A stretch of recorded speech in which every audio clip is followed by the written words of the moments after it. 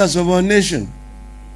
Each time you sing it, when we started here, Lord, bless this land of ours. Justice be our shield and defender. May we dwell in unity, peace, and liberty. Plenty be found within our borders. That's a Kenyan dream. But plenty has not been found within our borders. Raha tupate na ustawi for nearly 60 years. Countries which were the equivalent of Kenya in 1963, when we got independence, have advanced far ahead of us. I've been telling people, giving an example of South Korea and Kenya. When we got independence, the economy of South Korea and that of Kenya were equal, equivalent.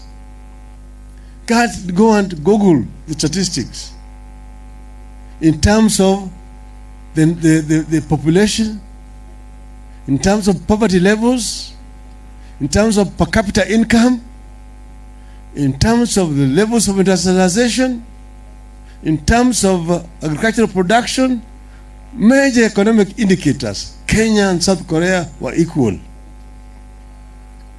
57 years down the road, Korea's economy is over 40 times bigger than that of Kenya. Over 40 times. Korea is now a developed economy. Kenya is still developing. South Korea is highly industrialized.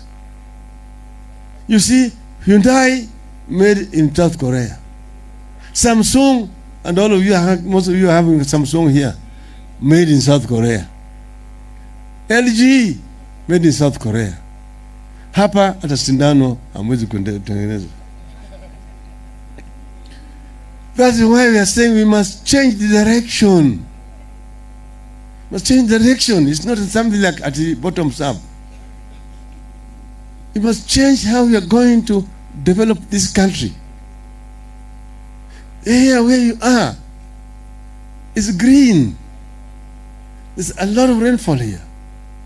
Land of agriculture, tea, coffee, avocados, dairy, vegetables, flowers, all grow here. The most important thing is that you have the manpower. Manpower. People who are educated. And you have the youth who still can be imparted skills.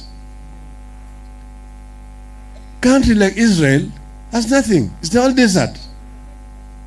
But Israel is developed now because of the brains they're using. And we've got enough brain power here. Vijana.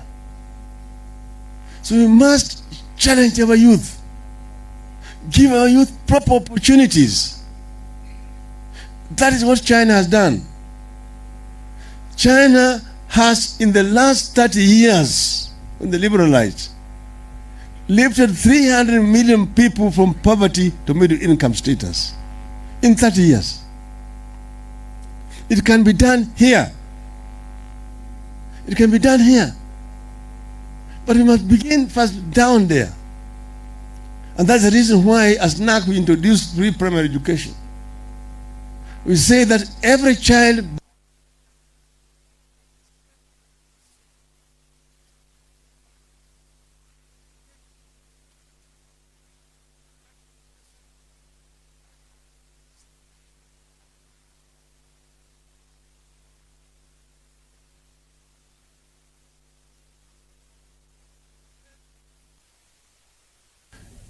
Tibet in each and every sub-county that can impart skills on those who are graduating from high schools and so on.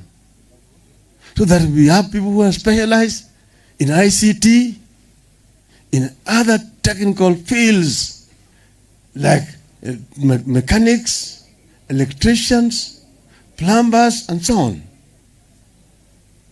Then we can be talking about value addition, constructing industries so that we can add value to the goods which are coming from our agriculture. We introduce smart agriculture. So farming become rewarding.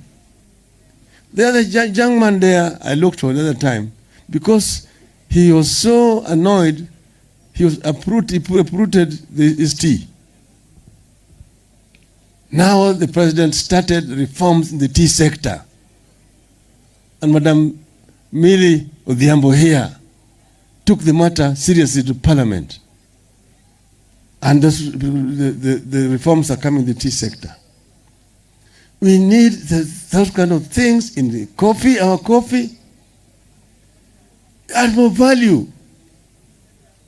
Our tea is being marketed outside there as English breakfast tea.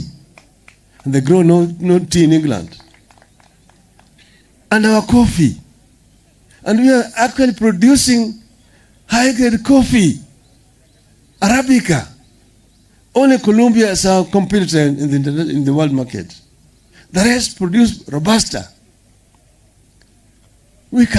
That is our black gold. Then our flowers. Just get the market is available around the world. But our flower farmers are not happy. Dairy and so on.